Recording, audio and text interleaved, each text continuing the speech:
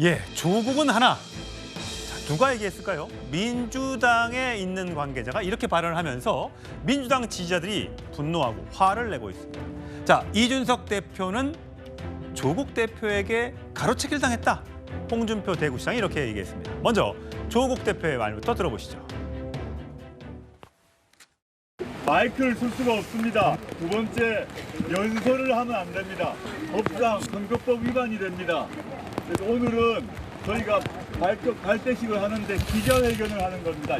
이 비오는 부산에서 부산혁신당이 동남풍을 일으켜서 전국으로 이 동남풍을 밀고 올라가겠습니다. 우리 조국 대표님이 웬만하면 실수를 안 하시는데 오늘 부산 와서 너무 좋으셨나 봐요. 그래서 부산 혁신당으로 우리 그런가? 제가 부산혁신당이라 했습니까? 네. 일부러 그러신 거죠? 완전히 헷갈렸네. 네, 자, 조국 혁신당. 여기에 대해서 복귀왕 민주당 아산갑 후보가 조국은 하나다.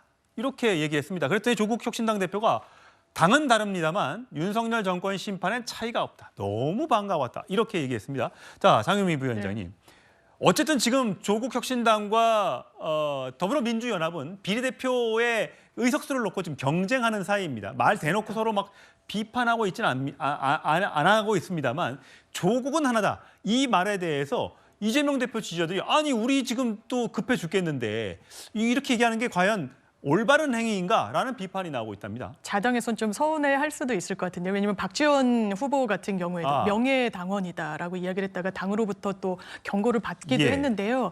일단 이 부분을 또 뭐 선거법 위반 여지가 있는지 여부도 들여다보겠다라는 것인데 이게 공직선거법 88조에 후보자는 타당을 지원하거나 유세하거나 홍보해서는 안 돼 있습니다. 근데 이것도 약간 이상한 게 당대표는 또 되거든요. 후보자 지위에 있지 않은.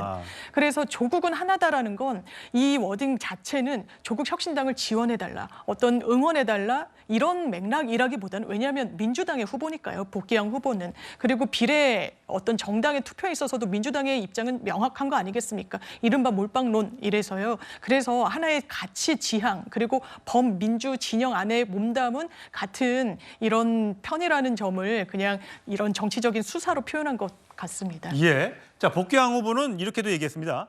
남과 북이 하나인 것처럼 그냥 농담조로 이야기한 거다.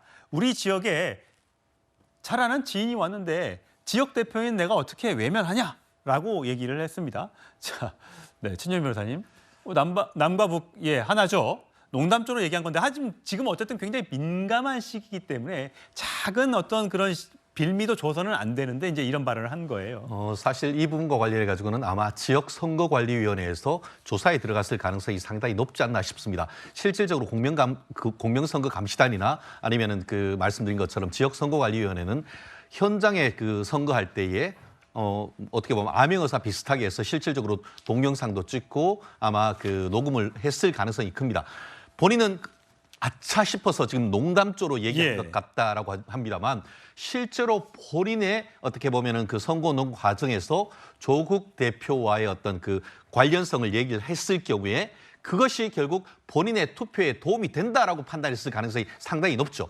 결국 그렇기 때문에 본인은 이제 와서 고의가 없었고 농담조로 얘기한다라고 했지만 그 맥락상 본인의 어떤 당선을 위한 지지를 위해서 조국 당을 이용을 했다라는 점에서 이 부분에 대해서는 추후에 아까 장 변호사님 말씀하신 것처럼 공선법 88조의 다른 당과의 어떤 선거운동 이 부분과 관련되는 규정 위반으로 조사받을 가능성 현재로서는 상당히 높지 않을까 조심스럽게 예측해 봅니다. 예, 요즘에 조국 혁신당의 지지율이 굉장히 많이 나오고 있죠. 여론조사를 좀 설명을 좀 드릴 텐데 여러 여론조사들이 조금씩 수치는 다릅니다만 갤럽에서 나온 여론조사 수치를 보면 자 비례대표 정당의 투표 어디에 하겠느냐? 국민의 미래 34, 더불어민주연합 22, 조국혁신당 22.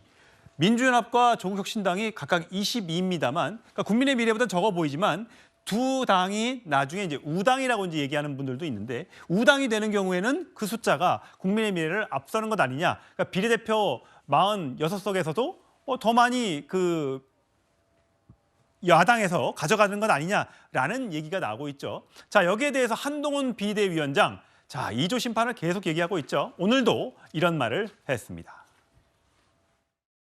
허경영 씨 같은 분 말고 자기 이름을 앞세워서 당을 만드는 주류 정치 보셨어요? 그거 우리 정치가 상상할 수 있었습니까?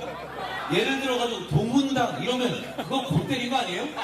그게 지금 현실로 이루어지고 있어요. 조국당이라뇨. 아니 조국당이라뇨. 그게 지금 진담으로 할 수 있는 얘기입니까?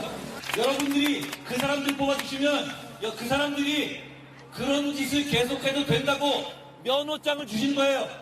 한동훈 위원장이 첫 선거 유세 때 이재명 대표랑 조국 대표님께서를 좀 겨냥을 해서 막겠다, 연대를 막겠다라고 발언을 하셨는데 헛꿈 깨라고 말하고 싶습니다. 그런 이간질에 넘어갈 이재명 대표나 조국이 아니다 이렇게 말하고 싶고요. 지금 그런 이재명 조국 이간질 할 때가 아니라 본인 수사를 대비해서 빨리 변호인과 변호인 수임하시고 상담하시길 바랍니다.